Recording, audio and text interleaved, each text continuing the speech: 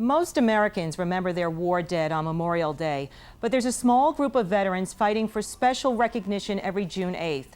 That's the day in 1967 that the USS Liberty was attacked, surprisingly, by the State of Israel during Israel's six-day war with Egypt. 34 crew members died. The survivors say new information coming to light proves it wasn't all a big mistake. After my brother was killed, it destroyed the family basically as a cohesive unit. In a small upstate town called Fish's Eddy, you can still hear the echoes of a military attack that's barely made the history books. Carl come home at Easter, and he asked his father how it would be if he was hit by a bomb. June it was. June 8, 1967, the day Israel fired rockets, burning napalm, and torpedoes at an Allied ship, the USS Liberty. It was day 4 of Israel's own six-day war with Egypt. And I was on the way down the ladder when I started hearing all the metal hit topside. The Liberty attack took place in international waters in the eastern Mediterranean. The torpedo that hit us at 2:35. The attack started at 2 o'clock. 10 dead on the deck originally. The rest of the dead were due to the torpedo hit after the fact. And I saw the entire front of the ship lift up out of the water. We weren't a combat ship. What the Liberty was an intelligence gathering ship working for the National Security Agency. Carl Nygren and his fellow Navy crew members trained to decipher foreign languages and codes. He was a linguist, he knew 5 languages. The United States wanted to know what the Russians were up to during the war. They wanted to know whether the Egyptians were using Russian bombers. A message for Liberty to pull back never reached the ship, and that's where the debate starts about why Israel attacked. But it was a mistake. It was a mistake. You didn't know it was an American ship? We didn't know it was an American ship.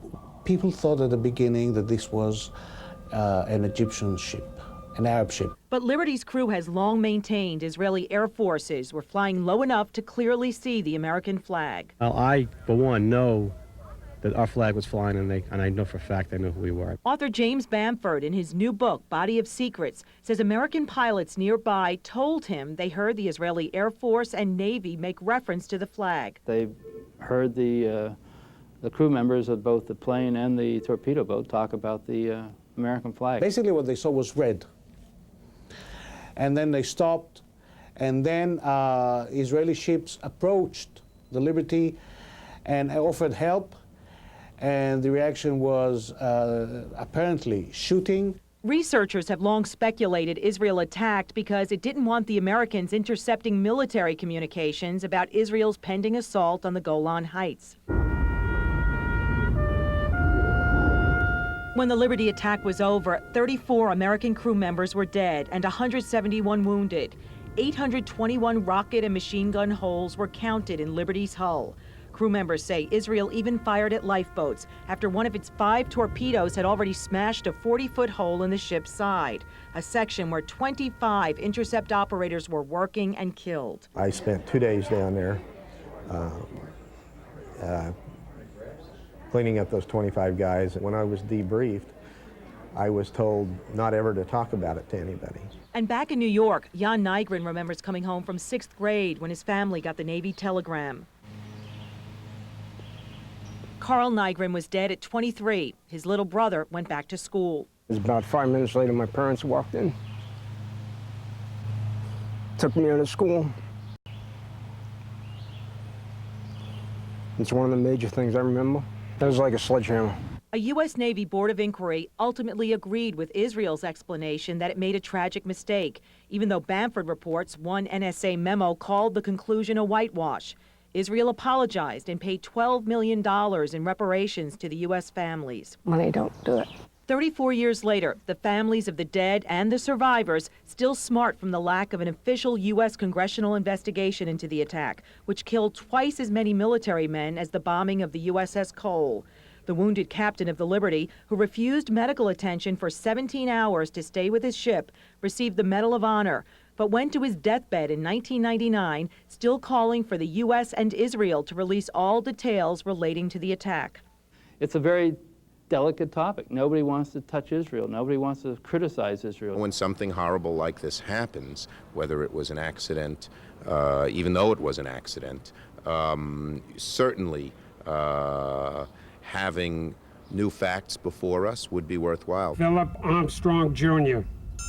This past Friday, June 8th, the 34th anniversary of the Liberty attack, a small group of survivors and relatives of the dead returned to Arlington National Cemetery, where 6 of the crew members are buried in a mass grave. Don Pagalar says it took him 20 years to confront his grief. I took my Purple Heart and stuffed it in a drawer and never wanted anybody to know that I had it. Because I wasn't hurt or I didn't die.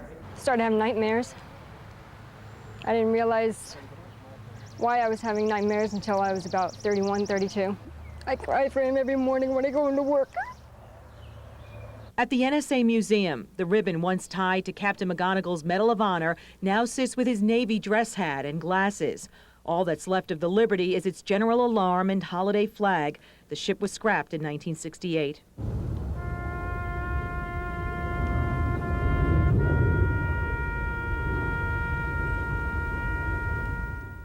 This report was researched and co-produced by Caesar Darius, our managing editor.